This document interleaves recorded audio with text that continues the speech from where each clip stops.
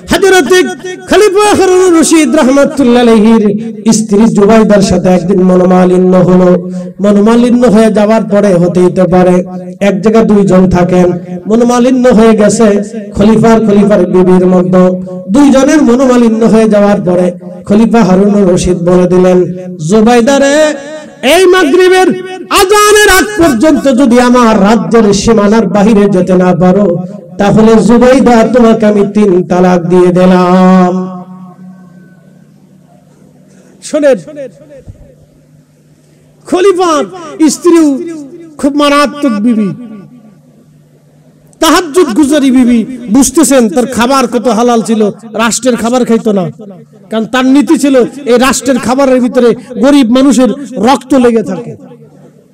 আচ্ছা, রাষ্ট্রের খাবার যারা খাবেন একটু বুঝে সুঝে খায়, কিন্তু খালি ঠিক না, বুঝে খায়, যেই দলেরই হন বুঝে সুঝে রাষ্ট্রের খাবারটা খায়।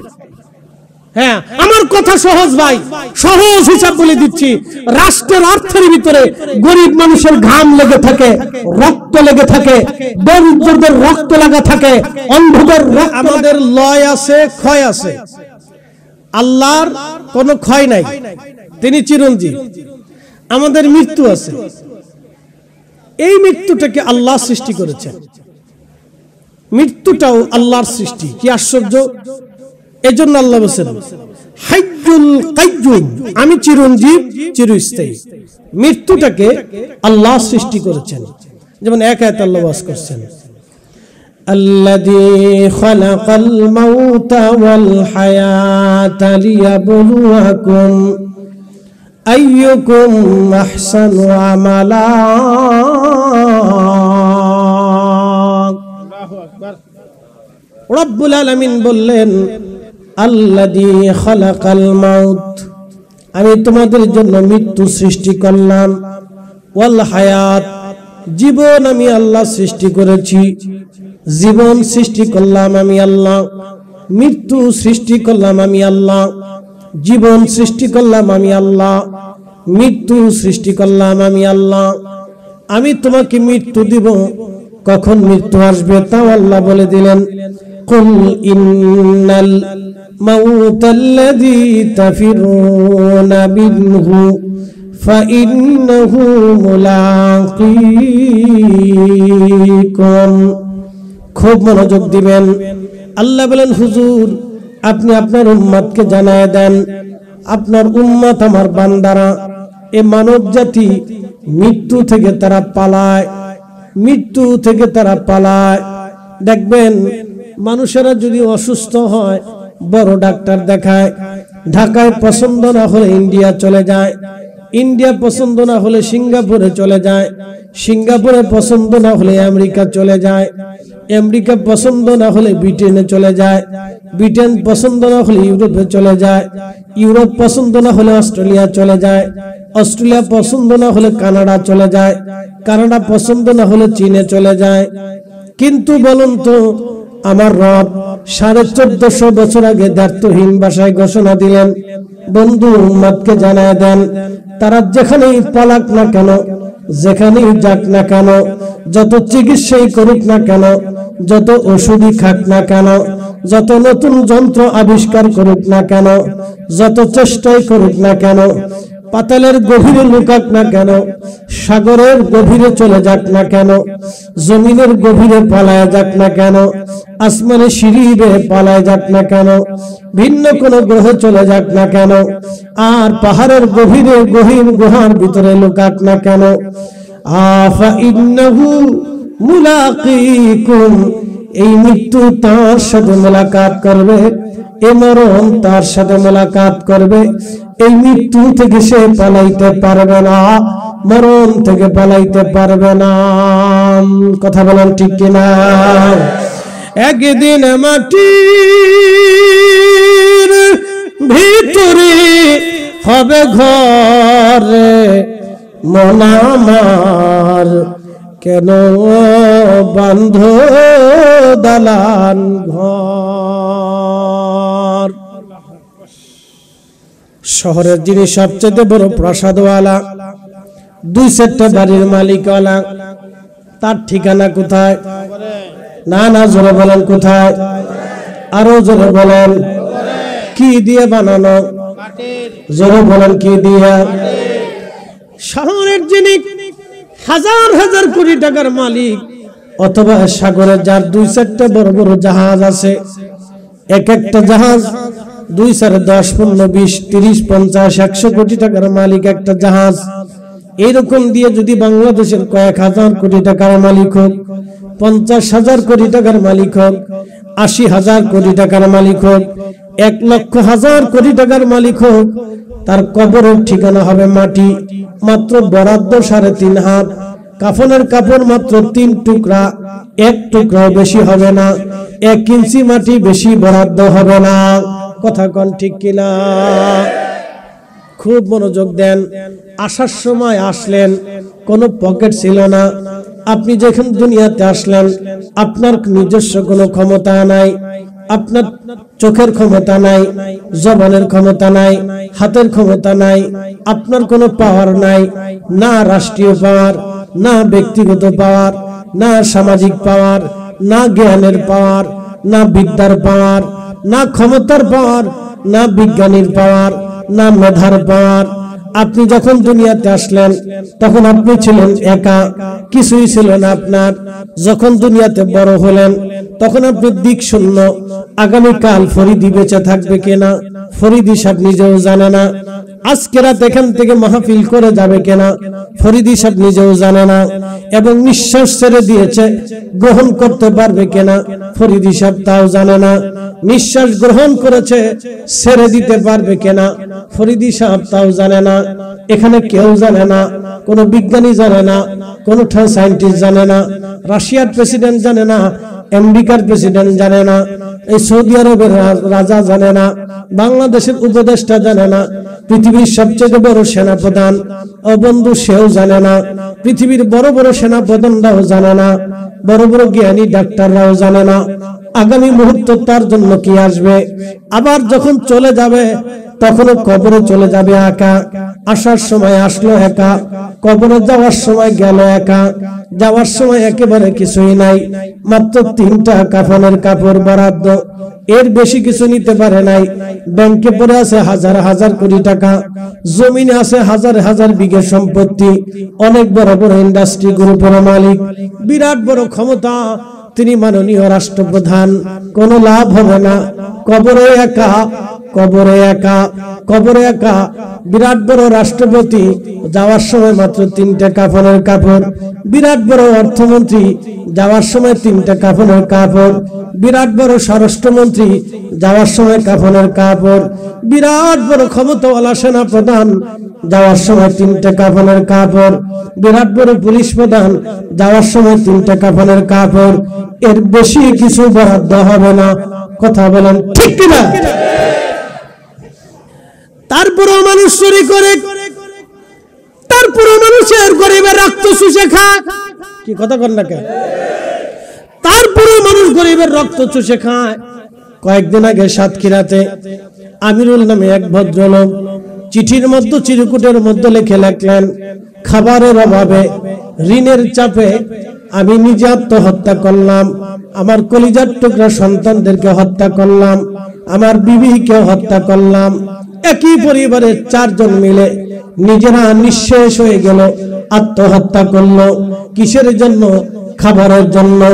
এদেশে কারো ব্যাংকের মধ্যে হাজার হাজার কোটি টাকা আছে, খাবারের তার অভাব নাই, কিন্তু আমাদের দেশের আমিরুল খাবারের অভাবে মরে গেল, আত্মহত্যা করলো। এদেশের কত বড় বড় ধনীরা, সাতক্ষীরার ভিতরে ধনীর অভাব ছিল না, ব্যাংকে টাকা আছে, গোডাউনে খাবার আছে, তারপর আমাদের দেশের আমিরুল পরিবার সহ আত্মহত্যা করলো। কারণটা কি? একটাই মাত্র কারণ, এই জমিনে আমার নবীর আদর্শ নাই। যদি রাসূলের আদর্শ থাকতো, আল্লাহর কসম আমিরুলের আত্মহত্যা করা লাগে না। কথা কন না কেন? ঠিক কিনা? আমরা শুধু মনে করি পাগড়ি মাথায় দিয়ে রাস্তায় হাঁটলে বুঝি বিরাট সুন্নত আদায় হয়ে যাবে, বা জুব্বা গায়ে দিয়ে হাঁটলে বুঝি সুন্নত আদায় হয়ে যাবে। কিন্তু না, গরিবের বাড়ি খাবার পৌঁছাই দিয়েছিল, অরিজিনাল সুন্নত, আমরা পৌঁছাইতে পারি নাই। আর আমার দেশের কিছু আলেমরা আছে, ওই মিলাদুন নবী বন্ধ করো, ওই ফাতিহা বন্ধ করো, ওই মিলাদ বন্ধ করো, ওই দোয়া বন্ধ করো, ওই বুকের উপরে হাত বেঁধে নামাজ পড়ো, ওই তারাবির নামাজ 8 রাকাত বানাও, ও বেতনের নামাজ 1 রাকাত বানাও। মনে হয় ওরা দুনিয়াতে শয়তানি করার জন্য আল্লাহ টেন্ডার দিয়ে পাঠাইছে। শয়তানি টেন্ডার তো শয়তান নিয়ে দুনিয়াতে আসছে। শয়তানি টেন্ডার তো কোনো আলেমের হওয়ার কথা না। আমার মসজিদে ভেজাল বাড়ানোর কথা ছিল না, আমার সমাজে ভেজাল বাড়ানোর কথা ছিল না।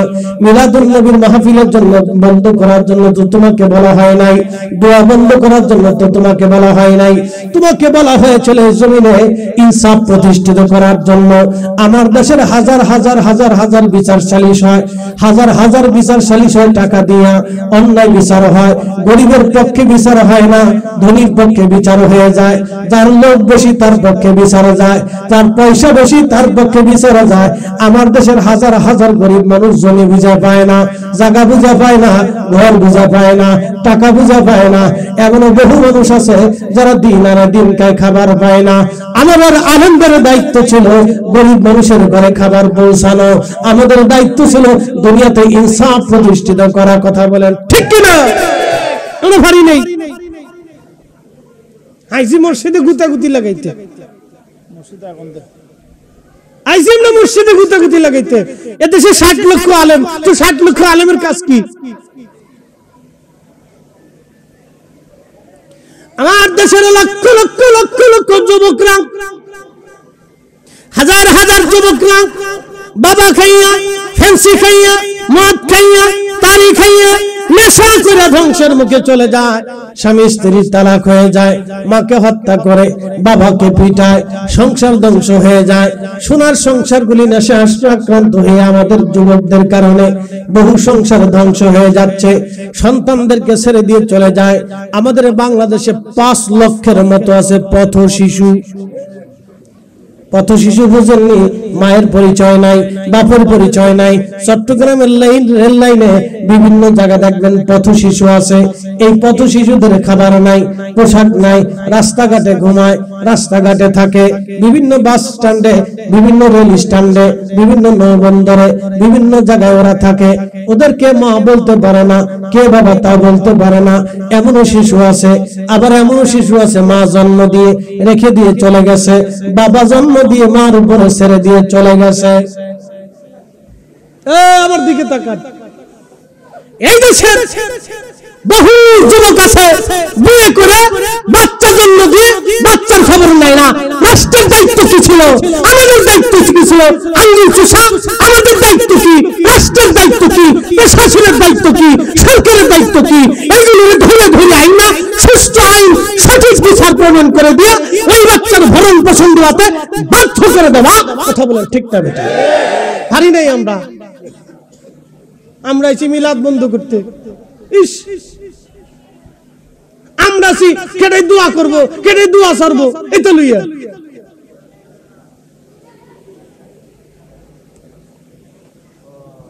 শুনিয়া যান চট্টগ্রামবাসী। আমি জানি কথাগুলি অনেকের কষ্ট লাগলেও আমি বাস্তবসম্মত কথা বলার চেষ্টা করি। আমার রাষ্ট্র সুন্দর হবে, সমাজ সুন্দর হবে, আমরা সুন্দর হব। আল্লাহ আমাদের তৌফিক দান করুন, জোরে বলেন আমিন। রহমতের নবী দুনিয়ার ভিতরে এসেছিলেন, তিনি 40 বছরে কোরআন নাজিল হলো। 40 বছরের সময় কোরআন শরীফ নাজিল হলো। তাহলে বাকি 40 বছর নবীজি দুনিয়াতে কি কাজ করেছিলেন বলেন? বলতে পারবেন কেউ? এই 40 বছর আল্লাহর নবী দুনিয়াতে কি করেছিলেন বলেন? কি দায়িত্ব ছিল আল্লাহ রাসূলের? কাজ কি ছিল? আল্লাহর নবীর একটা কাজ ছিল এই 40 বছরে, সেই কাজটা হলো আমানতদারিতা। নবী কখনো আমানত নষ্ট করেন নাই, মিথ্যা বলেন নাই, ধোঁকা দেন নাই, মারামারি করেন নাই, হত্যা করেন নাই। আর একটা কাজ ছিল রহমতের নবীর হিলফুল ফুজল সংগঠন করিয়া আমার নবী ওই গোত্রে গোত্রে মারামারি খুন খারাপি আর রক্তপাত বন্ধ করার জন্য শান্তি প্রতিষ্ঠিত করার জন্য নবী চেষ্টা করেছিলেন। কথা বলেন ঠিক কিনা? আমরা করছি কি? মসজিদায় একদল সৌদি আরব থেকে ফেরত হয়েছে,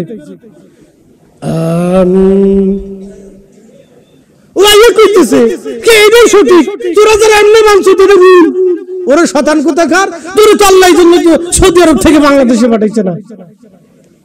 তুই বাংলাদেশে আইছ, তুই সৌদি থাক যা। এই চট্টগ্রামে ইসলাম এনেছে কে? সাদ বিন আবি ওয়াক্কাস রাদিয়াল্লাহু আনহু 1450 বছর আগে তিনি এখান থেকে এসে আরাকান হয়ে মায়ানমার দিয়ে থাইল্যান্ডের পাশ দিয়ে সাগর পার হয়ে তিনি ইন্দোনেশিয়া মালয়েশিয়ার পাশ দিয়ে একেবারে চীনের গুয়াংজু পর্যন্ত কালেমার দাওয়াত পৌঁছে দিয়েছিলেন।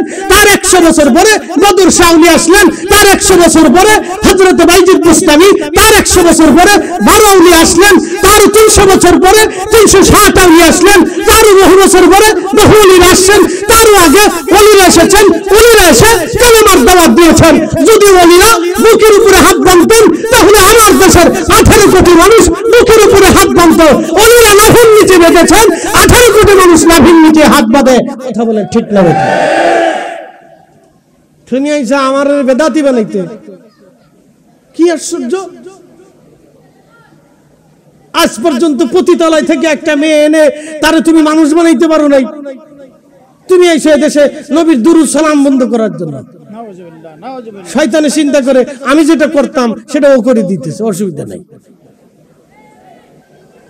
কষ্ট হচ্ছে আপনাদের? চলবে? একসাথে বলেন চলবে। আল্লাহ চালাইবার তৌফিক দিক বলেন আমিন। চিন্তা করি ব্রাহ্মণবাড়িয়া মানুষ কোত্থেকে আইলো? ব্রাহ্মণবাড়িয়া, হ্যাঁ মারহাবা কইলেন না? মাশাআল্লাহ মাশাআল্লাহ। তো খুব মনোযোগ দেন। আল্লাহ দুনিয়াতে আমাদেরকে কি দায়িত্ব দিলেন? কাজ কি? আমাদের খালি কামাই করবেন আর খাবেন আর ঘুমাবেন নাই তো এই তো কাজ না, এটা কাজ না। কাজ আল্লাহ আরেকটা দিছে, দারুণ কাজ দিছে। সেই কাজ আমাদেরকে আঞ্জাম দিতে হবে। চমৎকার কাজ দিছে। শোনেন, আমরা কিন্তু কুকুর না, আমরা মানুষ। শোনেন, আমরা কিন্তু বন্য প্রাণী না, আমরা মানুষ। শোনেন, আমরা কিন্তু বাকি 4 লক্ষ প্রজাতির জীব এবং জানোয়ার না, আমরা মানুষ। আল্লাহ আমাদেরকে শ্রেষ্ঠত্ব দিয়েছেন, আশরাফুল মাখলুকাত বানিয়েছেন, আমরা মানুষ। আমরা মানুষ। শোনেন, যে বেটা রাষ্ট্রের টাকা চুরি করে ও মানুষ না, এটা জানোয়ারের চেয়ে নিকৃষ্ট। কুত্তা খায় কিন্তু বেঈমানি করে না।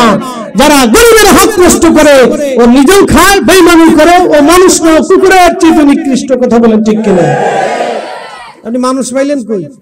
দেশে বহু মানুষ আছে, মানুষের সংখ্যা খুব কম, খুব কম মানুষের সংখ্যা।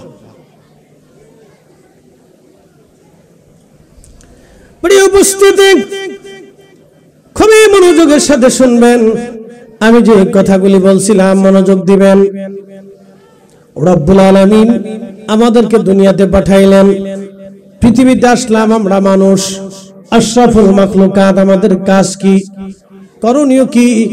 রব্বুল আলামিন আমাদের কিছু কিছু কাজ দিয়েছেন, যে কাজগুলো আমাদের অত্যন্ত দরকার। এই যে আপনারা আজকে আসলেন, ছোট ছোট বাচ্চারা মাহফিল সাজাইছে, ওরা কিন্তু মেম্বারি চেয়ারম্যানি টেন্ডারবাজি চান্দাবাজি করবে না। ওরা কেন মাহফিলটা দিল?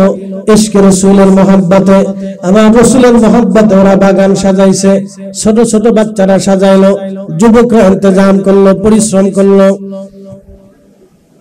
সাজাই শেষ করেনি। আমরা দাওয়াত দিচ্ছি, প্যান্ডেল করছে, মাইকিং করছে, আরো কত কিছু, তাবারুকও রান্না করছে, আমাদেরকে খাওয়াবে। এই মানুষের ভিতরে আবার এক মানুষ আছে, এক টুকলা নিয়ে আরো 2 টুকলার ধান্দা করবে। আস্তে কথা জোরে বলেন।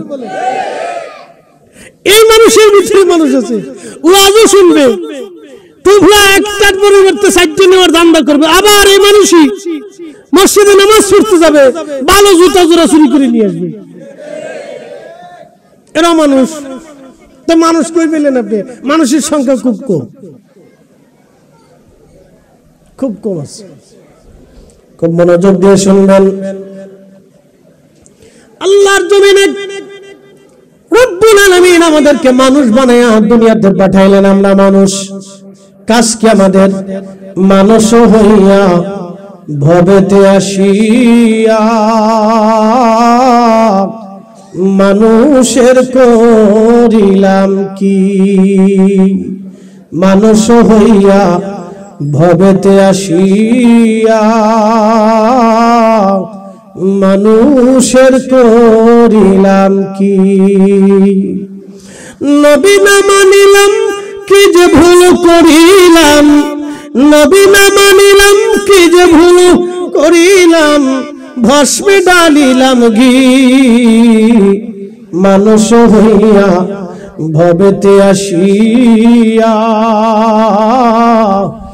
মানুষের করিলাম কি? একটু দুরূদে পড়েন, আল্লাহুম্মা সাল্লি আলা সাইয়্যিদিনা মাওলানা মুহাম্মদ ওয়া আলি সাইয়্যিদিনা মাওলানা মুহাম্মদ। হয় না আরো জোরে জবান খুলে আল্লাহুম্মা সাল্লি আলা সাইয়্যিদিনা মাওলানা মুহাম্মদ ওয়া আলি সাইয়্যিদিনা মাওলানা মুহাম্মদ। চট্টগ্রামবাসী মাইকের আওয়াজ বহু দূরে যায়, বাবাজিরা খুব মনোযোগের সাথে শুনবেন, লম্বা সময় নেব না।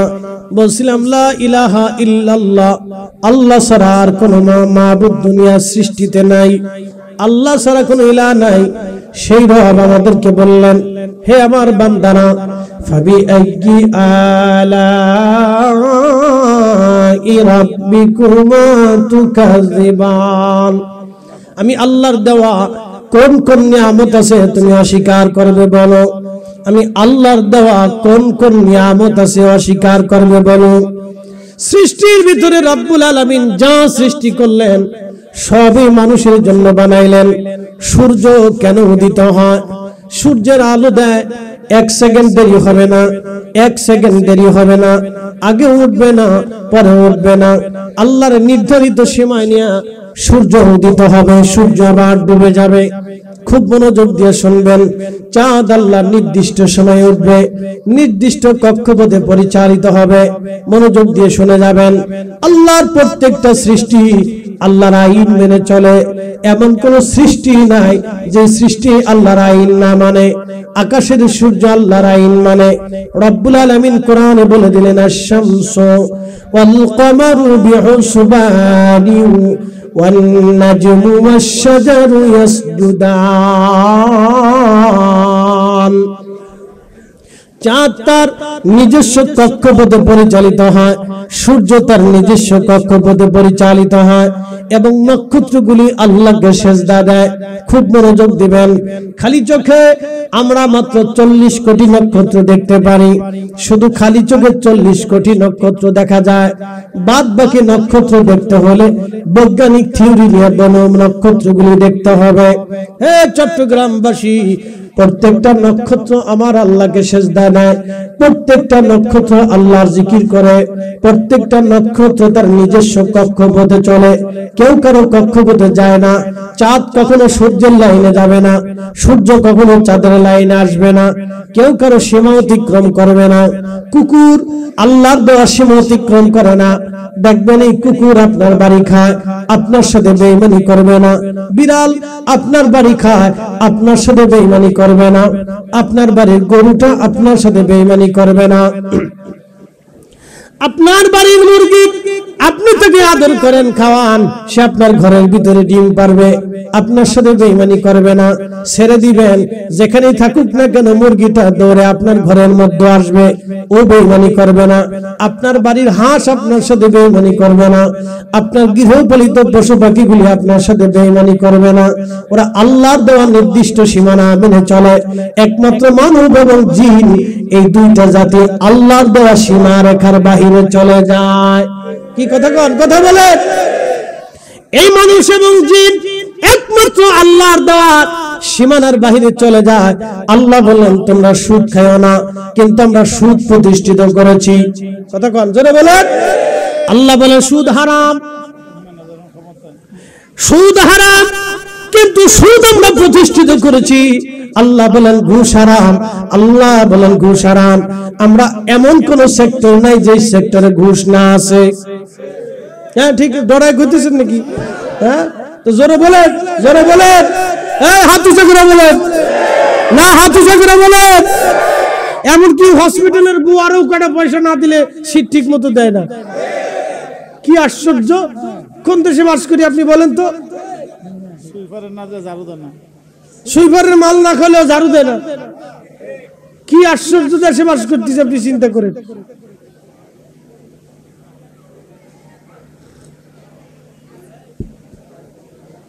এইভাবে যদি চলে তো আগামী বাংলাদেশের অবস্থা কি হবে? লক্ষ লক্ষ যুবকরা বেকার হয়ে পড়ে আছে।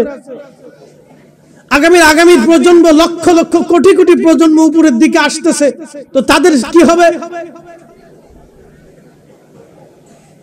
আপনি বুঝেন, আগামী 10 বছর পরে এদেশের লক্ষ লক্ষ কোটি কোটি যুবক, আগামী 10 বছর পরে আমাদের নেক্সট জেনারেশন আসতেছে, কি হবে? তো নেক্সট জেনারেশনের ভিতরে যদি 5 লক্ষ পথ শিশু হয়, তাহলে বাকি 10 বছর পরে আরো 5 লক্ষ বাড়বে। তো 10 লক্ষ হলে 10 লক্ষ কি করবে? ওরা ডাকাতি করবে।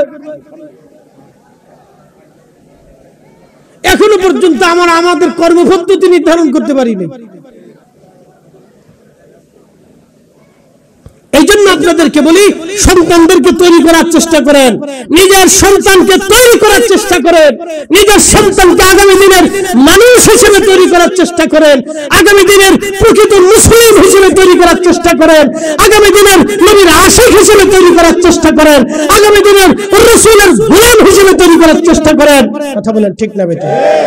তাহলে জাতি ধ্বংস হবে।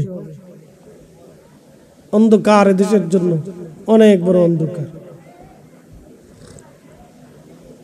এই আমার দিকে তাকান, ভালো করে বুঝেন। আমার দেশ স্বাধীনতার 6 বছর আগে মালয়েশিয়া স্বাধীন হয়েছে। মালয়েশিয়া থেকে, আমার দেশ থেকে লক্ষ লক্ষ শ্রমিক তাদের দেশে নিয়ে কাজ করায়। বুঝেন, তাদের দেশে কাজের লোকের সংকট বিধায় আমাদের দেশ থেকে তারা লোক নেয়। কি কথা ঠিক আছে না? সৌদি আরব আমাদের দেশ থেকে লোক নেয়, বলে কেন? তাদের দেশের কাজের লোকের সংকট। তার অর্থ হলো তাদের দেশে মানুষের কাজ তো আছেই আছে, আরো কাজ করানোর লোক নাই। আর আমাদের দেশের এত পরিমাণে কাজের লোক পড়ে রয়েছে যে আমাদের দেশে কাজ নাই। তাহলে আপনি বুঝেন যে আমরা কতটা ডিমোশনে আছি, যে আমার দেশে কাজ নাই। আপনি এতটুকুন থিম চিন্তা বুঝেন যে আমরা কতটুকুন পিছনে এখনো আছি, এখনো কত পিছিয়ে আছি। যে সৌদি আরবে আমাদের যে কাজ করে খেতে হয়, মালয়েশিয়া আমাদের যে কাজ করে খেতে হয়, থাইল্যান্ডে যে আমার দেশে মানুষেরা কাজ করে খেতে হয়, চীনে যে কাজ করতে হয়, জাপানে যে কাজ করে খেতে হয়, এই আপনার কি বলে কোরিয়া যে কাজ করে খেতে হয়, ইউরোপে যে কাজ করে খেতে হয়, তাও নিম্নমানের কাজ। বাকিটা বললাম না। কাজ কাজ কাজী, ছোট হোক বড় হোক কাজ, তাও নিম্নমানের কাজ, মধ্যমানের কাজ, কাজ করে খেতে হয়। তো সে দেশে মানুষের কাজের অভাব নাই, কাজের লোক নাই। আর আমাদের দেশে মানুষের অভাব নাই, কিন্তু কাজ নাই। তাহলে আমরা এখনো ডিমোশন। কথা কোন ঠিক কিনা? অর্থনৈতিক ভাবে, সামাজিক ভাবে আমরা এখনো ডিমোশন। আমরা এখনো ডিমোশন। খুব মনোযোগ দিবেন, ভালো করে শুনে যাবেন। খালি ওয়াজ শুনে গেলে হবে না। আমি কিন্তু একটা জায়গায় ওয়াজ রাখছিলাম, যে আমিরুল সাতক্ষীরা সে চিঠি লিখে মারা গেল যে ঋণের চাপে আর ক্ষুধার অভাবে নিজে আত্মহত্যা করলাম, নিজের কলিজার টুকরো সন্তানদেরকে মেরে ফেললাম। আপনি বুঝেন তো একটা ফ্যামিলি কতটা অসহায় হলে এখনো খাদ্য সংকটে আত্মহত্যা করতে হয় আধুনিক যুগে। ভাবেন আপনি, আমার দেশের ধনীরা করছে কি? সাতক্ষীরা কি ধনী ছিল না? ওর আশেপাশে কি ধনী ছিল না? পয়সাওয়ালা ছিল না? তার কি আঙ্গুল চুষছে নাকি?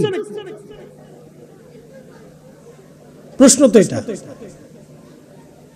যদি রাসূলের আদর্শ আমাদের মধ্যে থাকতো, আল্লাহর কসম আমিরুলকে আজকে মরতে হয় না। কি কথা কর না কেন? বলে কি আদর্শ বুঝাইতেছি। হযরতে সাইয়েদুনা ওমর রাদিয়াল্লাহু আনহু মাথায় করে গরিবের বাড়ি খাবার দিলেন। হযরত আবু বকর গরিবের বাড়ি খাবার দিলেন। হযরত উসমান গরিবের বাড়ি খাবার দিলেন। হযরত আলী মাথায় করে গরিবের বাড়ি খাবার দিলেন। আল্লাহর নবী নিজে গরিব উম্মতদেরকে ডেকে ডেকে এনে তিনার হুজরাতে খাবার দিলেন, নিজে খোঁজ নিয়ে খাবার খাওয়ালেন।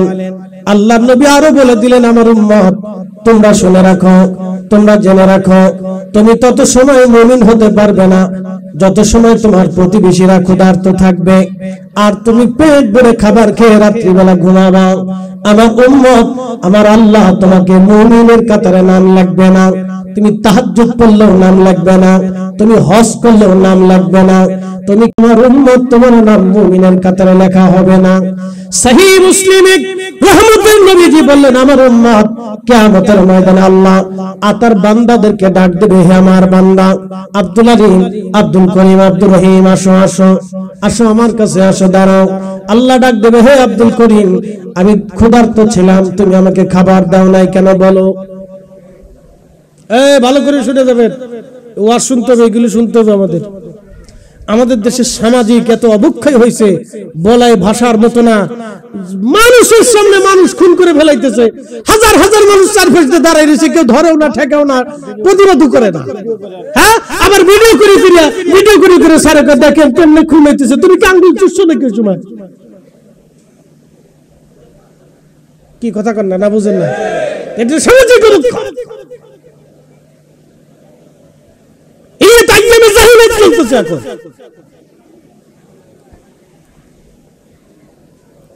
শুনিয়া যান, আল্লাহর নবী ডাক দিলেন, আমার উম্মত কিয়ামতের ময়দানে আল্লাহ ডাক দিবেন, আরে আমার বান্দা আমি ক্ষুধার্ত ছিলাম, তুমি কেন আমাকে খাবার দাও নাই? তখন আল্লাহর বান্দা বলবে, হায় রব, বলেন কি আপনি তো নিজে রাজ্জাক রিজিক দেনেওয়ালা, আপনি কখন ক্ষুধার্ত ছিলেন? আমার রব, আমার আল্লাহ রাব্বুল আলামিন বলবেন, বান্দারে তোমার প্রতিবেশী, তোমার গ্রামবাসী, তোমার এলাকাবাসী না খেয়েছিল,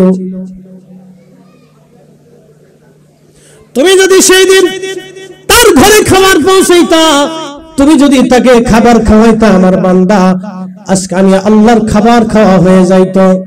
সুবহানাল্লাহ বলবেন না? হ্যাঁ না, আরো জোরে বলেন, জোরে বলেন, জোরে জোরে। তুমি যদি আমার বান্দার ঘরে খাবার পৌঁছাইতা, আমার ক্ষুধার্ত বান্দারে খাবার খাওয়াইতা, ও বান্দা আমি আল্লাহর খাবার খাওয়া হয়ে যাইতো। আল্লাহ বলবেন, রে বান্দা আমি তৃষ্ণার্ত ছিলাম, তোমরা সেই দিন আমাকে পানি পান করাও নাই। সেই দিন বান্দারা বলবে, এ রব আপনি বলেন কি? আমরা কেন? আপনি তো নিজেই পানি দেনেওয়ালা, বৃষ্টি বর্ষণওয়ালা, সাগর সৃষ্টি করনেওয়ালা, আপনি তো রিজিক বন্টন করনেওয়ালা, দেনেওয়ালা। আল্লাহ অতারজুকু মান তাশাউ বিগাইরি হিসাব, আপনি যাকে খুশি তাকে অগণিত রিজিকের মালিক আপনি বানায় দেন। আল্লাহ আপনি বললেন কি আপনি তৃষ্ণার্ত ছিলেন, আপনি পানি পান করেন নাই, আপনাকে কেউ পানি দেয় না। আল্লাহ বলেন কি? আমার রব সেই দিন ডাক দেবে, হে বান্দা তোমার প্রতিবেশী তৃষ্ণার্ত ছিল, তোমার এলাকাবাসী তৃষ্ণার্ত ছিল। এর অর্থ হলো আরবের জমিনে পানির বড় অভাব ছিল, পানির বড় কঠিন সমস্যা ছিল। সেই সময় আরবের দেশে এমন মুহূর্ত হয় স্বর্ণের চাইতে পানির দাম বেশি হয়ে যায়, খাবারের চাইতে পানির দাম বেশি। এই জন্য পানির গুরুত্ব বোঝানো হয়েছে। আল্লাহ বললেন বান্দারে তোমার প্রতিবেশী তৃষ্ণার্ত ছিল, পানির অভাবে ছিল, তুমি তাকে পানি দাও নাই, তুমি তাকে খাদ্য দাও নাই, খাবার দাও নাই, তার কলিজা ঠান্ডা বানাও নাই, তার ক্ষুধা নিবারণ করো নাই, তার তৃষ্ণা নিবারণ করো নাই। যদি করতা আমি আল্লাহর তৃষ্ণা নিবারণ হয়ে যাইতো। চিৎকার করে যারা বলেন না মারহাবা। এই এই আমার দিকে তাকান, আমাদের দেশের বহু যুবক আছে বাপ মারে খাইতে দেয় না। কথা কন না, জোরে বলেন। এই আমাদের আলেমদের কি দায়িত্ব ছিল বলেন তো? খালি মসজিদ ইমামতি করা। আমাদের আলেমদের দায়িত্ব কি দোয়া বন্ধ করা? আমার আলেমদের দায়িত্ব কি মাহফিল বন্ধ করা, মিলাদুন নবী বন্ধ করা, দুরূদ বন্ধ করা, সালাম বন্ধ করা, এই ফাতিহা বন্ধ করা, মানুষকে খাওয়ানো বন্ধ করা? আমাদের আলেমদের দায়িত্ব ছিল সারা এলাকার কমিটি গঠন করে যে ছেলে বাপ মারে খাবার দেবে না ওরা ধরিয়ে এনে বাটাম চালান দেওয়া।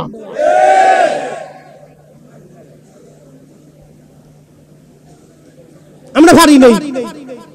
আমরা এসে কেটে বুকের উপরে হাত বাঁধে ওরে নাভির নিচে বাঁধাইতে হবে, যেটা বুকের নাভির নিচে হাত বাঁধে ওরে বুকের উপর উঠাইতেই হবে। নাম দিছে আহলে হাদিস গুরুস্থান, গুরুস্থান আবার আহলে হাদিস হয় কেমন রে বেটা? এই কথা কেন না কেন? মানুষ মরে গেছে, মরা নিয়ে রাজনীতি চলতেছে।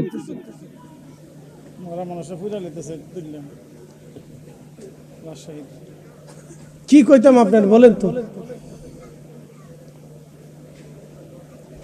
আমার দেশের হাজার হাজার যুবক, হাজার হাজার মানুষ বাবা মারে খাবার দেয় না, মাকে খাইতে দেয় না, বাবাকে খাইতে দেয় না, খাবারই তো দেয় না, চিকিৎসা কখন করবে বাপ? শুধু বলবেন দরিদ্র ফ্যামিলির ভিতরে, অশিক্ষিত ফ্যামিলি না, শিক্ষিত আছে। কি ভাবতেছে? যদি দেখতে চান বৃদ্ধাশ্রমে চলে যান, যা দেখবেন অধিক শিক্ষিত মানুষের সন্তানরা বাবা মার বৃদ্ধাশ্রমে পাঠাইছে। এই সমস্ত শিক্ষিতদেরকে ধরে না এই গুলিস্তানের মোড়ে, যাত্রাবাড়ির মোড়ে বাটাম চালান দিলে সোজা হয়ে যাবে। আমরার কাজ তো এটা ছিল। সারা বাংলাদেশে সব আলেমরা মিলে, সব মতের আলেম, আমি কোনো মত বাদ দিলাম না, সবাইরে বাদ দিলাম না, সবাইরই ধরলাম। যত মতের আলেম আছে, যত মুসলিকের আলেম আছে, সব আসবে, এক জায়গায় বসবে, বসে বলবে আমার সমাজ আগামী 1 বছরের ভিতরে আমরা চেঞ্জ করব। আমার সমাজে কেউ মদ বিক্রি করতে পারবে না, ইয়াবা বিক্রি করতে, যে ইয়াবা বিক্রি করে ওর বাড়ি আগুন দেবো। এই কথা কেন না, জোরে বলে। তা না করে দিছে মাজারে আগুন। কি কথা কেন না? এই তো অবস্থা।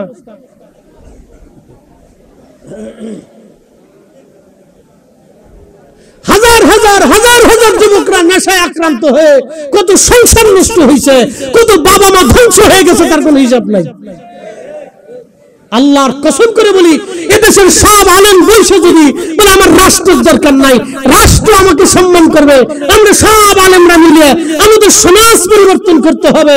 আগে আমাদের দেশে ইনসাফ প্রতিষ্ঠিত করতে হবে, ঘরে ঘরে ক্ষুধার্তর ঘরে খাবার দিতে হবে, অভাবের ঘরে খাবার দিতে হবে, যে জমি বুঝে পায় না তার জমি বুঝাই দিতে হবে, আদিল হতে হবে, ন্যায় বিচার প্রতিষ্ঠিত করতে হবে। আল্লাহর কসম করে বলি, আমরা সব আলেমরা বৈশ্য যদি এদেশে ইনসাফ প্রতিষ্ঠিত করতে পারতাম, তাহলে বাংলার আকাশে সুখের বাতাস প্রবাহিত হতে থাকতো। কথা বলেন ঠিক কিনা? এত ওয়াজ লাগে, এত বুঝাইতে হয়, এত তেল মালিশ করতে হয়।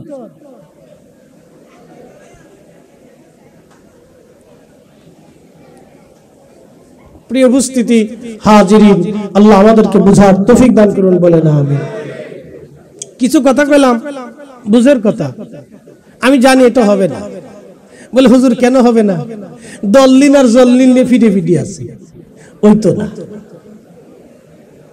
দল্লিন আর জল্লিন ফিটে ফিটে অনুগুতা গুতা, ওই তো না। একসাথে জোরে বলবেন আল্লাহু আকবার, জোরে বলেন, জোরে জোরে জোরে জোরে, হাত উঁচা করে বলেন, হাত উঁচা করে, হাত উঁচা করে। নারে রিসালাত, নারে গাউসিয়া, আহলে সুন্নাত ওয়াল জামাত, পবিত্র ঈদে মিলাদুন নবী। প্রিয় উপস্থিতি, হাজিরিন, ভালো করে শুনুন। রব্বুল আলামিন কিয়ামতের ময়দানে জিজ্ঞেস করবে, এ বান্দা, আমি অসুস্থ ছিলাম। আমি কি ছিলাম? না, জোরে বলেন। আল্লাহ অসুস্থ হয়? আল্লাহ তো নিজেই শাফি, শেফা করনে বলা। কঠিন হাসরের মাঠে রব্বুল আলামিন বলবে, হে আমার বান্দারা, আমি অসুস্থ ছিলাম, তোমরা আমার সেবা করো নাই। আল্লাহর বান্দারা বলবে, রব বলেন কি? কি বলেন আপনি? আল্লাহ আল্লাহ আপনি বলেন কি? আপনি আবার কখন অসুস্থ হলেন গো রব্বুল আলামিন? আমার আল্লাহ বলবেন, বান্দারে, তোমার প্রতিবেশী, তোমার এলাকাবাসী অসুস্থ ছিল। আল্লাহ আল্লাহ ডাক দিবে, হে বান্দা, তোমার এলাকাবাসী অসুস্থ ছিল, তুমি তার সেবা করো নাই, তুমি তার চিকিৎসা করো নাই। টাকার অভাবে আমার বান্দা ওষুধ কিনতে পারে নাই, টাকার অভাবে আমার বান্দা অপারেশন করতে পারে নাই, টাকার অভাবে ভালো ডাক্তার আমার বান্দা দেখাইতে পারে নাই। দুঃখে দুঃখে দুঃখে দুঃখে কষ্ট করে করে ব্যথা নিয়ে নিয়ে আমার বান্দা মারা গেছে। ও বান্দা, সেই দিন যদি তুমি আমার বান্দারে চিকিৎসা করাইতা, সেবা করাইতা, আমি রব্বুল আলামিনের চিকিৎসা করানো হয়ে যাইতো। একবার জোরে বলা যাবে কি মারহাবা? এ ধর্ম গেল কোথায়? এই ধর্ম গেল কোথায়? এটা অরিজিনাল অরিজিনাল অরিজিনাল রাসূলের সুন্নাত, অরিজিনাল রাসূলের সুন্নাত। এটা অরিজিনাল রাসূলের আদর্শ আমরা বাস্তবায়ন করতে পারি না। উপস্থিত হাজিরিন, খুব মনোযোগ দিবেন। এ মুসলমান চট্টগ্রামবাসী, আমাদের এই সুন্নাতগুলি বাস্তবায়ন করার দরকার। নবী বললেন, মান আহাব্বা সুন্নতি ফাকাদ আহাব্বানি, যে আমার সুন্নাতকে ভালোবাসে সে আমাকে ভালোবাসে। ও মান আহাব্বানি কানা মাই ফিল জান্নাহ, যে আমাকে ভালোবাসে সে আমার সাথে আল্লাহর জান্নাতে চলে যাবে। চিৎকার করে জোরে বলেন না মারহাবা। এই শুনেন, হযরত আলী রাদিয়াল্লাহু তাআলা আনহু, তিনাকে হত্যা করলেন কে? কোন কাফের করে নাই, কোন খ্রিস্টান করে নাই, কোন সনাতনী করে নাই, কোন বৌদ্ধ করে নাই, কোন পৌত্তলিক করে নাই, কোন নাস্তিক করে নাই। তাকে যিনি হত্যা করলেন তার নাম ছিল আব্দুর রহমান মুলজিম খারিজি। এই খারিজি উগ্রপন্থী, উগ্রবাদিতায় বিশ্বাসী ছিল। খারিজিদের আকীদা কি? খারিজিরা বলতো, আমরাই মুসলমান, আমরা ছাড়া আর কেউ মুসলমান নাই। এই কেউ ঝিমাবেন না, এই আমার দিকে তাকান, এই এখান থেকে বুঝার অনেক কিছু আছে। খারিজিরা বলতো, আমরাই শুধু মুসলমান, আমরা ছাড়া আর কোনো মুসলমান নাই। খারিজিরা বলতো, ইনুল হুকমু ইল্লাল্লাহ, আল্লাহ ছাড়া আর কোনো হুকুম মানি না, আল্লাহর কোরআনের বিধান ছাড়া আর কোনো বিধান আমরা মানি না। কি বুঝলেন? শুনতেছেন? এগুলো কথা তো সুন্দর, কিন্তু রহস্য আছে, গলত আছে। আমাদের দেশে একদল আছে আহলুল কোরআন, ওরা বলে আমরা কোরআন ছাড়া আর কিছু মানি না। ওরা নবীজির সুন্নাত মানে না, হাদিস মানে না। যারা রাসূলের হাদিস মানে না, নবীর হাদিস যারা মানে না, আমরা মনে করি তারা মুসলমান হতে পারে না, তারা খারিজি। খারিজি কথা বলেন ঠিক কিনা? এই শুনে যান, ওরা বলতো আমরা আর কিছু মানি না, সাহাবী মানি না। হযরত আলী বললেন, এই তোমরা ভুলের মধ্যে আছো, আল্লাহর কোরআন মানতে হবে, রাসূলের জিন্দেগি মানতে হবে, সাহাবী মানতে হবে। যদি না মানো তাহলে আমি আলী তোমাদের সাথে সারা জীবন জিহাদ করব। যুদ্ধ লেগে গেল, সাহাবীদের সাথে খারিজিদের যুদ্ধ হয়ে গেল, কঠিন যুদ্ধ। হযরত আলী রাদিয়াল্লাহু আনহু, ওনার থেকে আলাদা হয়ে গেল 12,000 দলের এক দল। তারা বলল, আমরা আল্লাহর হুকুম ছাড়া আর কারো হুকুম মানি না, আমরা রাসূলের হুকুমও মানি না, সাহাবীদের বিধান আমরা মানি না, আমরা শুধু কোরআন শরীফ মানব, আর কিছু আমরা মানব না। দেখেন কত বড় ভুল সিদ্ধান্ত তাদের, কিন্তু আল্লাহ বলে দিলেন আমি আল্লাহ মানার আগে কোরআন শরীফ তো মানবা, আমার রাসূল মানবা, এরপরে সাহাবী মানবা। একসাথে জোরে বলবেন না মারহাবা। আল্লাহ মানবা, নবী মানবা, সাহাবী মানবা, ওলি মানবা, উলামা মানবা। কিন্তু খারিজরা বলল আমরা আল্লাহ মানবো, নবী মানবো না, সাহাবী মানবো না, উলামা মানবো না, আমরা আর কাউকে মানবো না, আমরা শুধু আল্লাহ মানবো। দেখে কথা সুন্দর কিন্তু গলত বিরাট।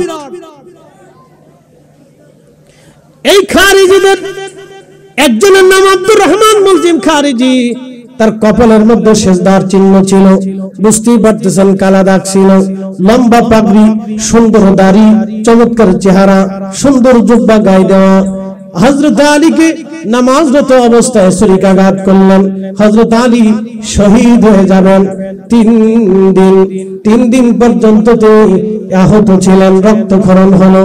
3 দিন পরে তিনি শহীদ হয়ে গেলেন। ওনার জানাজা হলো কুফার মসজিদে, সকালবেলা ফজরের নামাজের পরে জানাজা হয়ে গেল। ওনাকে নিয়ে যাওয়া হলো গোরস্থানে। নিয়ে যাওয়ার পরে একজন খ্রিস্টান অন্ধ মেয়ে দৌড়া এসেছে, কুফার মসজিদের পাশে দাঁড়ায় অন্ধ কাঁদে। লোকেরা বলল, এ অন্ধ মহিলা তুমি কি জন্য কাঁদো? বলতেছে, হে মুসলমানেরা বলো, আমার খলিফা আলী কি দুনিয়াতে আছে না মারা গেছে? অন্ধ খ্রিস্টান মেয়েটা বলতেছিল, হে মুসলমানেরা বলো, আমার খলিফা কি দুনিয়াতে আছে না মারা গেছে? আমার খলিফা দুনিয়াতে আছে না মারা গেছে? তোমরা বলো। ইসলাম কাকে বলে বুঝে যান, খলিফাদের থেকে বুঝে যান। হযরত সাহাবীরা ডাক দিলেন, হে খ্রিস্টান মেয়ে, আমাদের খলিফা আজকে সকালবেলা ভোরে তিনি ইন্তেকাল করেছেন, শহীদ হয়েছেন। ওনার জানাজা পড়াইয়া ওনাকে দাফন কাফন করাইয়া আমরা কবরস্থ করে দিয়ে চলে আসছি। তখন মেয়েটা হাউমাউ করে কাঁদতেছিল, ডুকরিয়ে আর বলা, আমি বুঝতে পেরেছি আমার খলিফা দুনিয়াতে নাই। তখন মুসলমানরা জিজ্ঞেস করলো, হে খ্রিস্টান মেয়ে, তুমি খলিফা দিয়ে কি করবা? তুমি না অন্য ধর্মের, আমাদের খলিফা না মুসলমান, তো মুসলিম খলিফা দিয়ে তোমার কাজ কি বলো? তখন খ্রিস্টান মেয়েটা কেঁদে কেঁদে বলতেছিল, হে মুসলমানেরা, তোমরা জানো না আমার খলিফা কত ভালো ছিল। প্রত্যেক রাত্রিবেলা এশার নামাজ পড়ে আমার খলিফা বাইতুল মালে যাইতেন। আমি অন্ধ ছিলাম, চোখে দেখতাম না। আমার খলিফা নিজে হাতে করে আমার জন্য খাবার নিতেন, আমার বাড়িতে যাইতেন, ঘরের দরজার পাশে দাঁড়াইয়া আমার খোঁজ খবর নিতেন। আমি খাই কি খাই না, সুবিধা না অসুবিধা, আমি কেমন আছি। তাহলে আমি মুসলমান হইয়া আমি কেন হিন্দুর বাড়ি খাবার পৌঁছাবো না? আমি মুসলমান হইয়া আমি কেন বৌদ্ধর বাড়ি খাবার পৌঁছাবো না? আমি মুসলমান হইয়া আমি কেন খ্রিস্টানের ঘরে খাবার পৌঁছাবো না? আমরা মুসলমানের কাজ হলো অন্য ধর্মের মানুষদেরকে নিরাপত্তা দেওয়া। আমরা মুসলমানদের কাজ হলো অন্য ধর্মের মানুষের বাড়ি অভাবের ঘরে খাবার পৌঁছানো। কথা বলেন ঠিক কিনা? ভুলে গেছি, মনে নাই, ভুলে গেছি দিন, ভুলে গেছি দিন, মনে নাই। রসুলের আদর্শ শিখে যান, এগুলি আল্লাহ রসুলের আদর্শ ছিল। শোনেন শোনেন ভালো করে শোনেন। এক বেদুইন আসছে মসজিদে নববীতে, আইসা পেশাব শুরু করছে। আপনাদের এই পাশের মসজিদে যদি কোনো সনাতনী কোন বৌদ্ধ এসে পেশাব করে তো কি অবস্থা হবে বলেন তো? যুদ্ধ লেগে যাবে না? খালি যুদ্ধ লাগবে। বাঙালি তো হুজুগে মাতাল, একবারে কেউ বলবে ধর হিন্দুর যত গোষ্ঠী আছে আজকে সাফ করব, এই কথা বলে মনে করছে হিন্দু কলোনিতে আক্রমণ করে বসবে। ওরা আমাদের মসজিদে পেশাব করে, ওকে সাহস কত বড়! দোষ করছে একজন, সারা বাড়ি আগুন দিয়ে জ্বালাবেন। ওই যে বাংলাদেশে বহুবার এরকম ঘটনা ঘটছে। বেদুইন এসে নবীর মসজিদে পেশাব করতেছে, সহিহ বুখারীর হাদিস। আল্লাহ রাসূলের মসজিদে পেশাব করতেছে বেদুইন এসে। আমার দিকে তাকান, বেদুইন পেশাব করতেছে। সাহাবায়ে কেরাম ধরতে গেছে, এই করো কি তুমি? আল্লাহ রাসূল বললেন, সাহাবীরা থামো, পেশাব করতে দাও। একসাথে বলবেন আল্লাহু আকবার। না হয় না, জোরে জোরে জোরে, আরো জোরে জোরে জোরে, না আরো জোরে বলে। রহমতুল নবী বললেন, থামো, পেশাব করতে দাও। কোন মসজিদ বলেন তো যেই মসজিদে রিয়াজুল জান্নাহ? কোন মসজিদ বলেন তো যেই মসজিদে 1 রাকাত নামাজ পড়লে 50,000 রাকাতের সওয়াব? কোন মসজিদ বলেন তো যেই মসজিদে হাজার হাজার সাহাবী নামাজ পড়েছে? কোন মসজিদ বলেন তো যেই মসজিদের সরাসরি ইমাম রাহমাতুল লিল আলামিন? কোন মসজিদ বলেন তো যেই মসজিদে বারে বারে জিবরাইল আমিন আসছে? কোন মসজিদ বলেন তো যেই মসজিদে বহুবার কোরআনের আয়াত নাযিল হয়েছে? কোন মসজিদ বলেন তো যেই মসজিদের পাশে আম্মা জানদা নবীকে নিয়ে থাকতেন? কোন মসজিদ বলেন তো যেই মসজিদে 4 খলিফা तमाम দুনিয়া শাসন করেছে?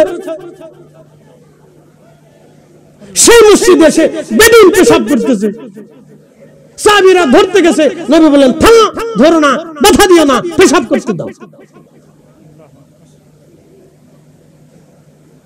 ইহসান শিখে যায়, এটার নাম ইহসান, দয়া। বেদুইন ভুল করলে সাহাবীরা তো করতে পারে না। এই আমার দিকে তাকান,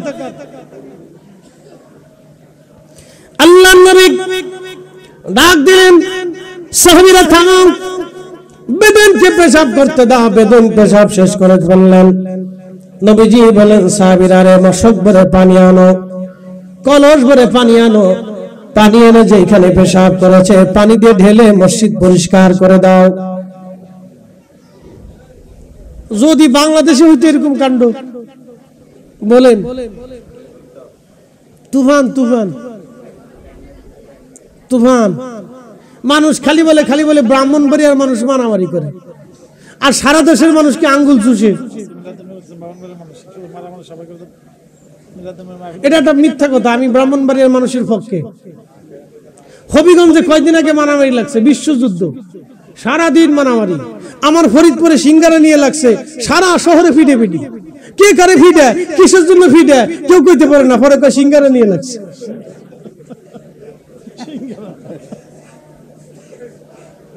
বিয়ে বাড়িতে মারামারি, সে নিয়ে মারামারি, খাওয়ান নিয়ে মারামারি। কি অবস্থা আমার দেশে, কত অসুস্থতা আপনি একটু চিন্তা করে ভাবেন, এটা ভাবেন।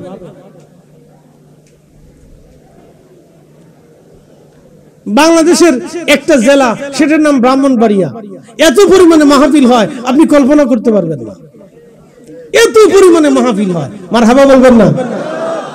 দুই একটা বিচ্ছিন্ন ঘটনা সারা বাংলাদেশে কম বেশি আছে, সব জেলাতেই আছে। মনোযোগ দেন। আল্লাহ রাসূল বললেন, সাহাবীরা পানি দিয়ে মসজিদ পরিষ্কার করো। একসাথে বলবেন আল্লাহু আকবার। মসজিদ পরিষ্কার করে দাও।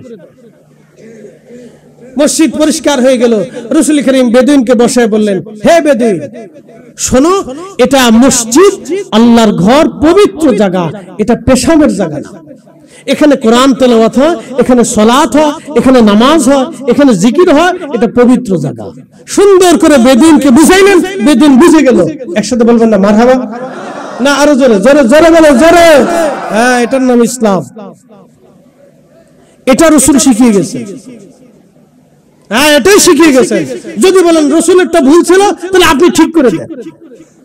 আর আপনি মুসলমান আছেন কিনা ভালো করে লুঙ্গির কাপড় উঁচু করে টর্চ লাইট মেরে দেখতে হবে আপনার মুসলমানি দিচ্ছে কিনা, খাতনা করছে কিনা।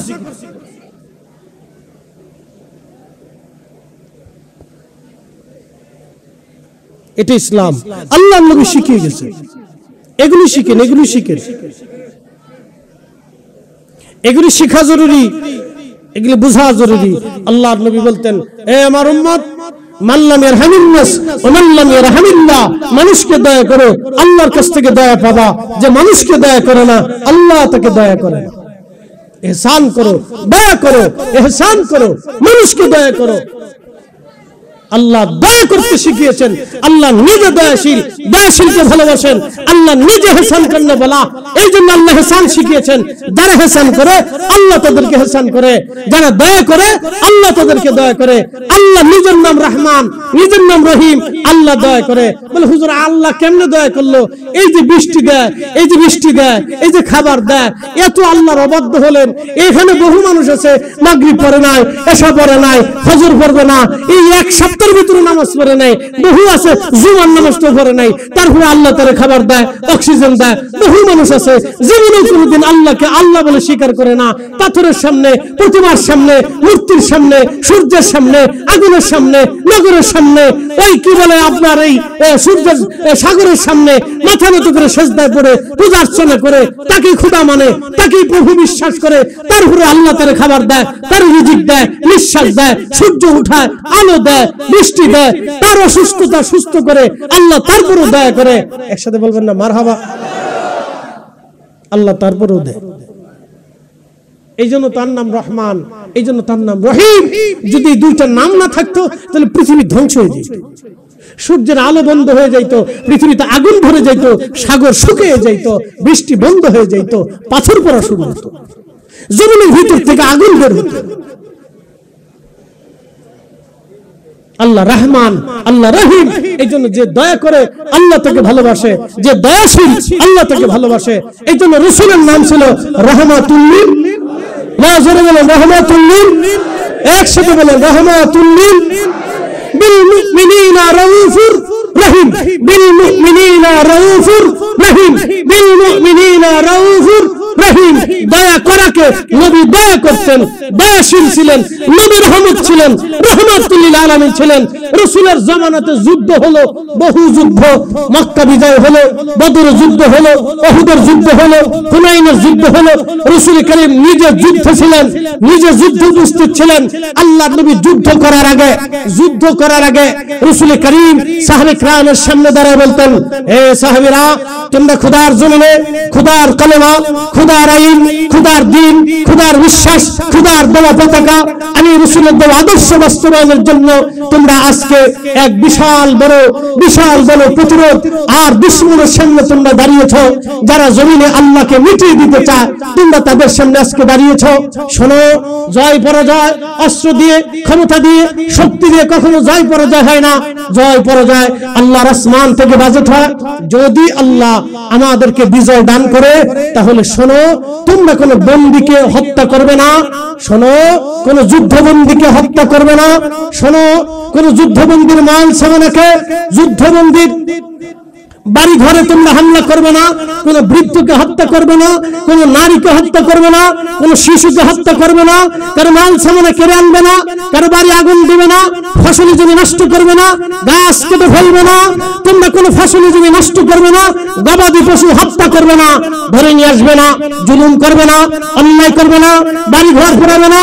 আর বাংলাদেশে যুদ্ধ করা লাগে না, এক গ্রাম আর এক গ্রামে মারামারি লাগলে, এক এলাকা আর এক এলাকা মারামারি লাগলে, যে এলাকা ঠকে যায় ওই এলাকার বাড়ি ঘর গরু ছাগল সব ধরে নিয়ে চলে আসে।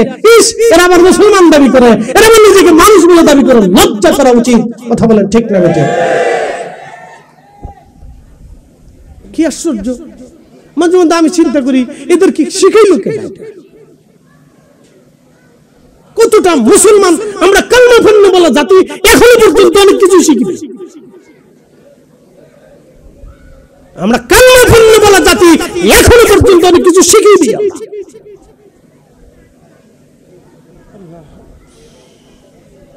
সাহাবীরা যুদ্ধের পর যুদ্ধ করেছে, একটা দুইটা যুদ্ধ করেছে সাহাবীরা।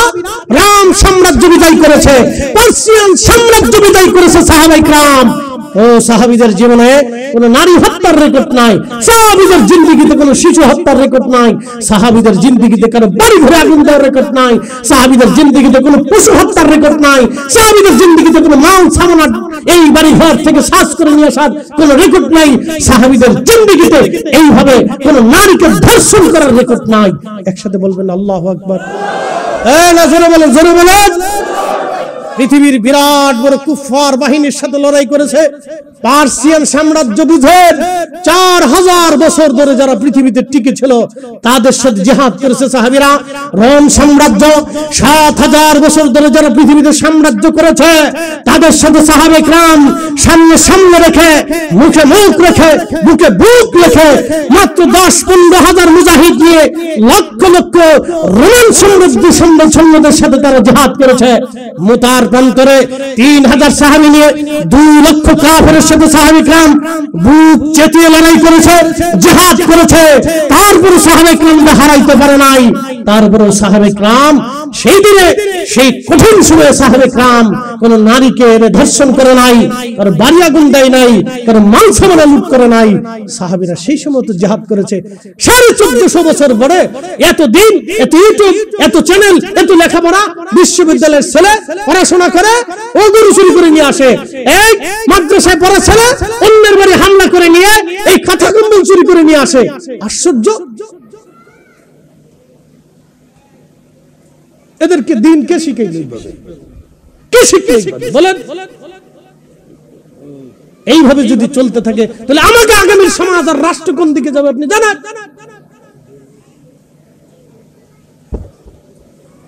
পরে মুসলমান আমাদেরকে শিখতে হবে। বলে কি শিখবো? সাহাবায়ে کرامের আদর্শ শিখবো। বলে শিখতে হবে কি শিখবো? রাসূলের আদর্শ শিখতে হবে। কথা বলেন ঠিক না বেটি?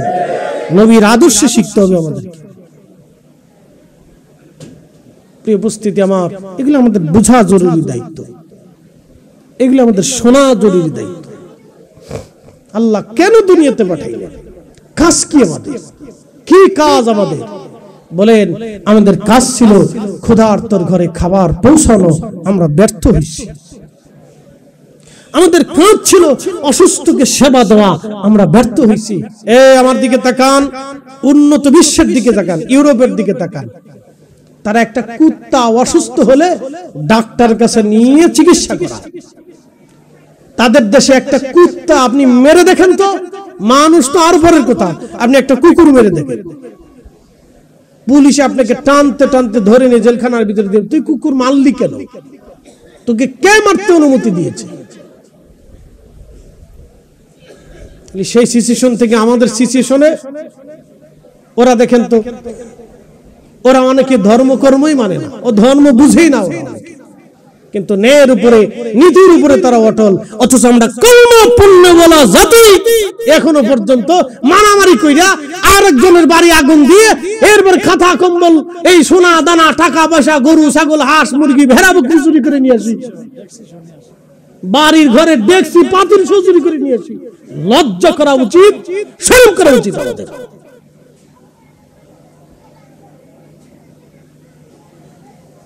প্রিয় উপস্থিতি, আমার কথা যদি অনৈতিক হয় তাহলে বলবেন হুজুর আপনি রাসূলের আদর্শের বাহিরে বলতেছেন।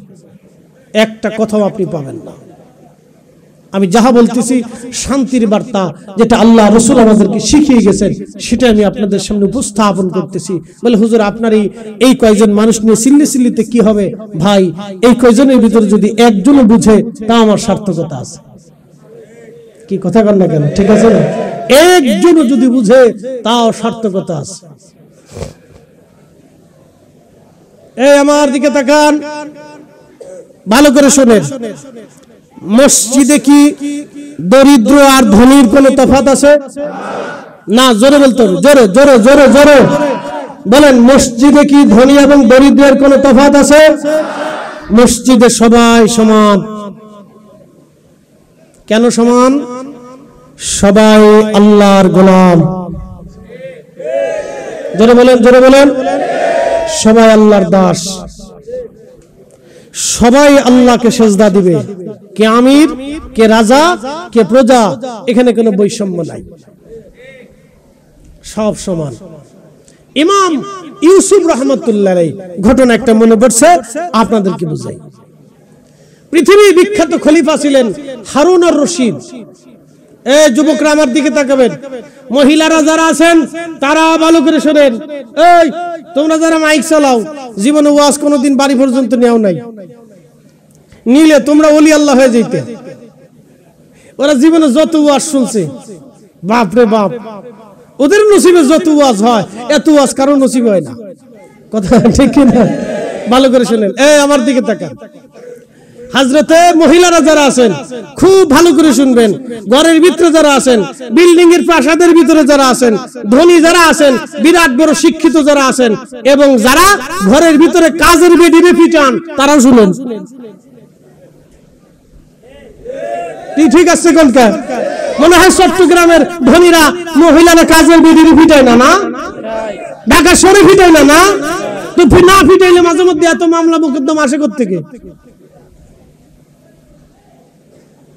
এদেশের বহু নারী আছে, একটা বাড়ির মালিক হলে মনে করে যে আমি একবারে রানী এলিজাবেথ হয়ে পড়ছি।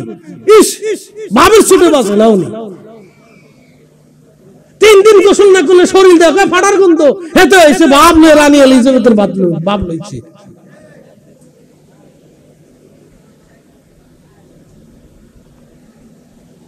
মন খারাপ করবেন না, কথা শক্ত বলতে হবে, না বললে অনেকে বুঝবে না। শিক্ষিত মানুষ যদি মূর্খের চাইতে নিম্ন ধরনের হয়ে যায়, তাহলে জাতি অন্ধকারের দিকে নিমজ্জিত হবে। এই জন্য আমাদেরকে কোন ভাষায় কথা বলতে হবে। একসাথে বলেন আল্লাহু আকবার। খলিফা হারুন রশিদ কত বড় খলিফা একটু বুঝাই।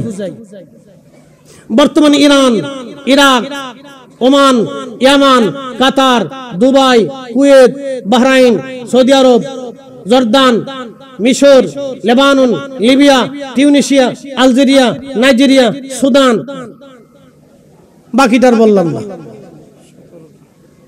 এই 17টা একবার সর্বনিম্ন ধরেন। বাংলাদেশ কয়টা বাংলাদেশ হবে? কয় শত বাংলাদেশের সমান হবে? এত বড় মিল্লাতের খলিফা হারুন রশিদ তার স্ত্রী খেলাফতের অর্থ দিয়া কখনো নিজে খেতেন না, বাজার করতেন না, খাইতেন না। তিনি টুপি বানাইতেন, টুপি সেলাই করে, টুপি বিক্রি করে যেই টাকা আসতো ওই টাকা দিয়ে বাজার করে যাহা আসতো, রুটি হলে রুটি খেতেন, না হলে খেজুর হলে খেজুর খেতেন, না হলে না খেয়ে থাকতেন। আসতে হয়ে গেল না? জোরে বলেন, জোরে বলেন। আর এমন এক নারী ছিল জীবনে তাহাজ্জুদ কাজা করে নাই। আর আমরা দেশের বহু বেডি আছে, বহু নারী আছে 6 মাসে ওযু করে না। বলে ওযু করব কেমনে? কতদূর আডা দলে, কতদূর লিপস্টিক দলে, কি করে না করে এই জানে। কষ্ট হইতেছে আপনাদের? বাড়ি গেলে আজকে খাওয়ার নাই, কই হুজুরি বসল লেখা চলে আসবো না। প্রিয় মা বোনেরা, খুবই মনোযোগের সাথে শুনবেন। সেই খলিফা হারুন রশিদের স্ত্রীর নাম ছিল জুবাইদা। নাম কি? জুবাইদা। যদি কোনোদিন হজে যান, আরাফাতের মাঠে যাবেন। আরাফাতের মাঠ, এই আরাফাতের মাঠ পর্যন্ত একটা নহর 25 মাইল দূর থেকে, ঝর্ণা থেকে একটা নহর টেনে এনেছেন তিনি। একটা নহর নালা তৈরি করে দিয়েছেন, ড্রেন। সেই জমানাতে 25 মাইল দূরে, আপনি গেছিলেন না? একবারে 25 মাইল দূর থেকে একটা নহর আনা হয়েছে। এই নহরের নাম হলো জুবাইদা, নহরে জুবাইদা। হযরতে জুবাইদা রাহমাতুল্লাহ আলাইহা, তিনি সেই মহিয়সী নারী। লক্ষ লক্ষ কোটি কোটি হাজীদের জন্য তিনি শত শত বছর ধরে তার খেদমত চলমান ছিল। শত শত বছর ধরে তার খেদমত চলমান ছিল। আরাফাতের হাজীদের যাতে পানির কষ্ট না হয়, সেই জন্য তিনি নহর বানিয়ে দিয়েছিলেন। নহরের নাম নহরে জুবাইদা। তিনি হজ করতে এসে আরাফাতের মাঠে আসার পরে দেখলেন হাজীদের বিরাট বড় কষ্ট হয়। তখন এই জুবাইদা রাহমাতুল্লাহ আলাইহা তিনি বললেন, বাদশা, আল্লাহ আমাকে এই দুনিয়ার সাম্রাজ্য বানিয়েছেন, আল্লাহ আমাকে মুসলিম মিল্লাতের সাম্রাজ্য বানিয়েছেন, আপনাকে খলিফাতুল মুসলিমিন বানিয়েছেন। এরা আল্লাহর মেহমান, এরা আরাফাতের মাঠে আসে, আমি একটা খেদমত তাদের জন্য করে দিতে চাই। আমি একটা নহর তৈরি করব, এই নহরটা ঝর্ণা থেকে, সাগর থেকে নহর আসবে। এই পানিগুলি হাজিরা আরাফাতের মাঠে তারা ভক্ষণ করবে, যাতে তাদের কষ্ট না হয়। সে আরাফাতের হাজিদের জন্য তিনি নহর বানিয়েছিলেন, নাম নহরে জুবাইদা। এখনো সেই নহর আছে, একবার জোরে বলবেন কি মারহাবা। আর আমার দেশের নারীরা প্রতিবেশীরে খাবারও দিতে চায় না, বিক্রি দিতে চায় না, শাশুড়িরে খাবার দেয় না। কত বড় খারাপ চিন্তা করতে পারছি। আমার দেশের কত নারী আছে শাশুড়ির পর্যন্ত খাবার দিতে চায় না, শ্বশুরের পাতে ভাত বাড়তে চায় না, গরিব মানুষে এই দান করতে চায় না। ও মা বোনরা, মনে কষ্ট নেবেন না। মা আমার, বোন আমার, আপনাদের উদ্দেশ্যে কথা না বললেই হবে না। কিছু কিছুর জন্য বলতেছি, সবাই না। আবার অনেকে আছে অত্যন্ত ভালো, ভালো তো ভালো, অনেক ভালো। আল্লাহ তাদের হায়াতের মধ্যে বরকত দিক, আমরা দোয়া করি। হযরত খলিফা হারুন রশিদ রাহমাতুল্লাহ আলাইহির স্ত্রী জুবাইদার সাথে একদিন মনোমালিন্য হলো। মনোমালিন্য হয়ে যাওয়ার পরে, হতেই তো পারে এক জায়গায় দুইজন থাকেন, মনোমালিন্য হয়ে গেছে খলিফার বিবির মধ্যে। দুইজনের মনোমালিন্য হয়ে যাওয়ার পরে খলিফা হারুন রশিদ বলে দিলেন, জুবাইদারে, এই মাগরিবের আযানের আগ পর্যন্ত যদি আমার রাজ্যের সীমানার বাহিরে যেতে না পারো, তাহলে জুবাইদা, তোমাকে আমি 3 তালাক দিয়ে দিলাম।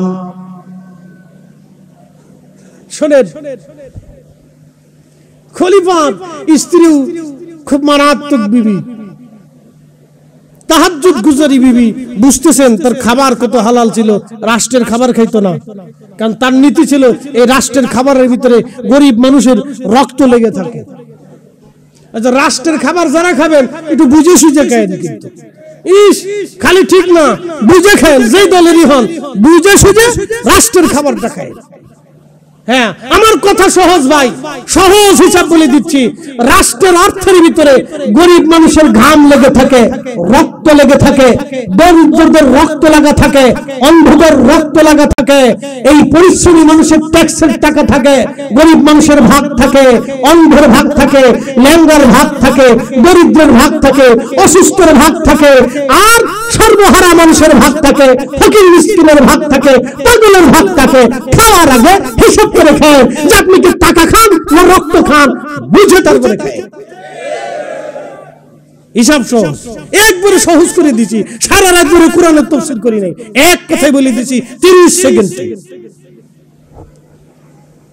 যেটা খাবেন হিসাব করে খায়। মেহেশ্বরের মাঠে দাঁড়াইতে হবে, কিন্তু মনে রেখে, কাফনের কোনো পকেট নেই। একা আসছেন, একা চলে যাবেন, হিসাব কিতাব সহজ।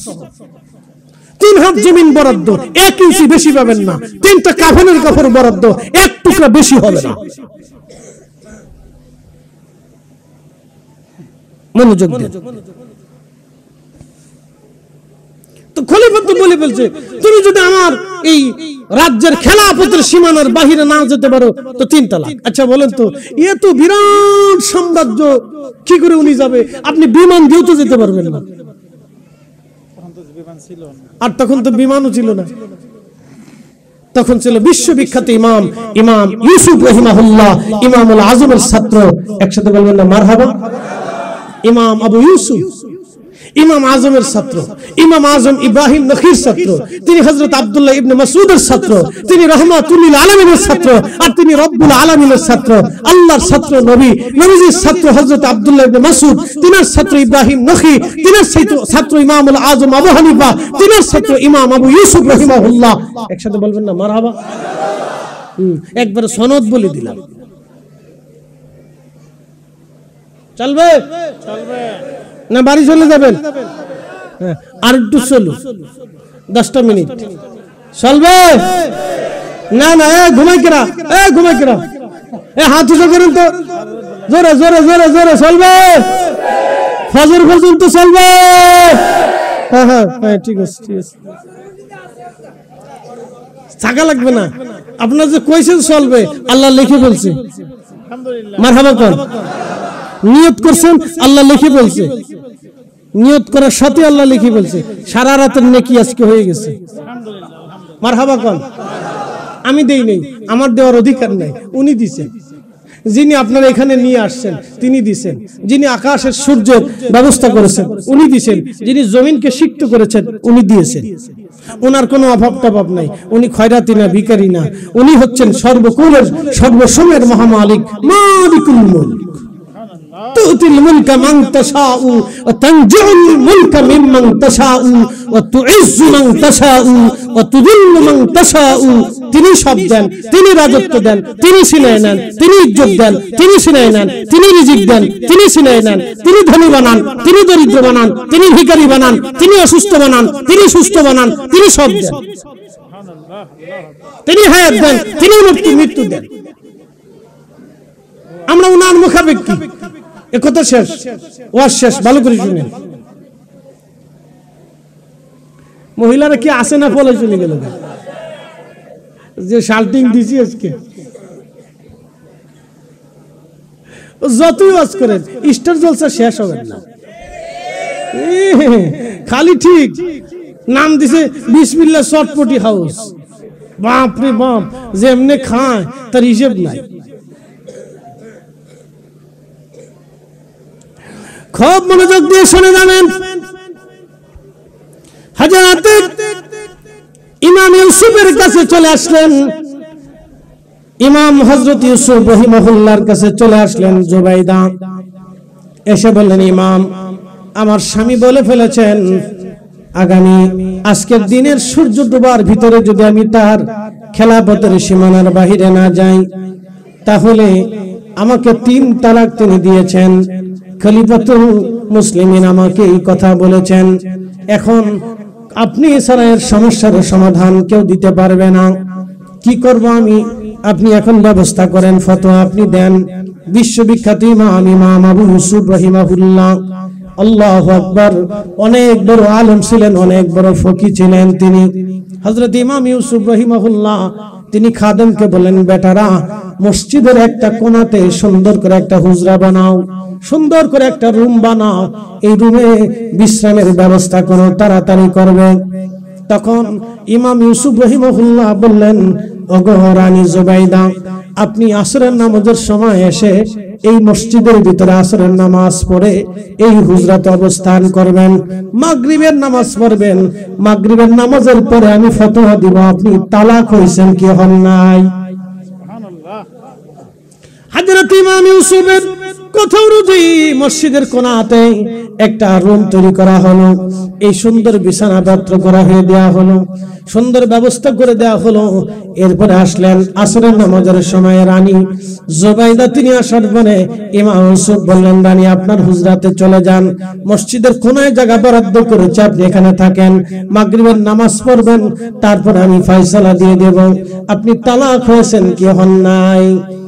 হযরত ইমাম ইউসুফ রাহিমাহুল্লাহ ইরাকের বাগদাদের সেই বিরাট বড় শাহী মসজিদের ইমাম, তিনি নামাজ পড়াইলেন।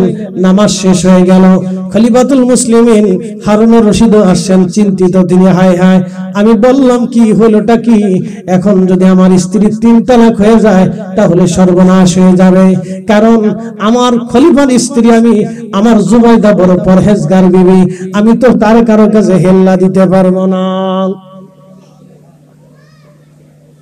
কি সর্বনাশ! খলিফাও খুব চিন্তায় পড়ে গেছে, হাই হাই আমি করলাম কি, আমার একটা ভুলের জন্য আমার স্ত্রী শাস্তি পাবে, হাই হাই হাই করলাম কি, আমি তালাক হন নাই। একসাথে জোরে বলেন আল্লাহু আকবার। খলিফা হারুনুর রশিদ বললেন, ইমাম কেন তালাক হবে না? আপনাকে ব্যাখ্যা দিতে হবে, আপনি বলেন। কারণ ব্যাখ্যা যদি না দেন তাহলে আমি প্রশ্নবিদ্ধ হবে, আপনি ছাড়া অনেক আলেম আছে, বিতর্ক সৃষ্টি হয়ে যাবে, আপনি ব্যাখ্যা দিয়ে দেন। ইমাম ইউসুফ রাহিমাহুল্লাহ বললেন, খলিফাতুল মুসলিমিন হারুনুর রশিদ শুনে রাখেন, আপনার রাজত্ব দুনিয়ার সব জায়গা চললে আল্লাহর ঘর মসজিদে কোন খলিফার রাজত্ব, কোন রাজার রাজত্ব চলে না। আল্লাহর ঘর মসজিদে শুধু আল্লাহর আইন চলে। একবার জোরে বলেন না মারহাবা। কার আইন? মসজিদে কার আইন চলে? না না, একসাথে বলেন, কার আইন? জোহরের আজান কার আইন? আমি যদি আজকে বলি যে ভাইরা আজকে ফজরের রক্তে আপনারা জোহরের নিয়ত করে নামাজ পড়বেন, আমি ফরিদি সাহেব বললাম, মানবেন? বলে কেন মানবেন না? এটা আল্লাহর আইনের বিপরীত বক্তব্য। কি কথা ঠিক আছে না? তাহলে মসজিদ কার আইনে? জোরে বলেন, কার আইনে? কিন্তু যে বেটা মসজিদের টাকা দেয় না, হে বেটা ইমাম সাহেবের সাইডে ধমক মারে, বিরাট ধমক দেয়। হুজুর কই গেছিলেন? আপনারা দেখি না মসজিদের ভিতরে, কই গেছিলেন? ইস, আমার বাপ দাদার গেলে হুদ্দারি সম্পত্তি, লজ্জা করে না? ইমাম সাহেবরে দিয়ে, মুয়াজ্জিন সাহেবরে দিয়ে, খাদেম সাহেবরে দিয়ে খালি বাথরুম পরিষ্কার করাবেন, নিজের হাত কি আসমানে বরাদ্দ রাখছেন নাকি? আপনি আল্লাহর গোলাম না? আপনি আল্লাহর দাস না? আল্লাহর ঘর মসজিদ না? মসজিদ তো আল্লাহর ঘর। আপনি বাচ্চা হতে পারেন, প্রেসিডেন্ট হতে পারেন, ওই মসজিদ আপনার 4 পয়সার মূল্য নাই। আপনি সেনাপ্রধান হতে পারেন, ওসিডিসি হতে পারেন, আপনি যাই হন না কেন, আল্লাহর ঘর মসজিদ, আপনি আল্লাহর দাস, আল্লাহর গোলাম, আপনি আল্লাহর দরবারে মসজিদের খাদেম। কথা বলেন ঠিক না বেটা? এখানে সবাই সমান। প্রেসিডেন্ট হতে যদি হয়, তাও তাকে নিজে হাতে মসজিদের বাথরুম পরিষ্কার করা জরুরি। প্রধানমন্ত্রী হলেও তাকে মসজিদে এই বাথরুম পরিষ্কার করা জরুরি। উপস্থিতি আমার, আর আলোচনা বাড়াবো না। বলেন, মিলাদুন নবী চলবে না বন্ধ হবে? যেমনি করছেন ব্রাহ্মণবাড়িয়ার লোকের আওয়াজ তো এরকম না। জোরে জোরে জোরে জোরে জোরে জোরে জোরে জোরে জোরে হাত উঁচু করে বলে চলবে চলবে চলবে চলবে চলবে। কারো ফতোয়ায় আমরা বন্ধ করব, কারো ফতোয়ায় বন্ধ হবে, কারো চোখ রাঙানিতে বন্ধ হবে, কারো ফতোয়ায় বন্ধ হবে, কারো চোখ রাঙানিতে বন্ধ হবে, কারো বেদাতের ফতোয়ায় বন্ধ হবে। সুজা হিসাব।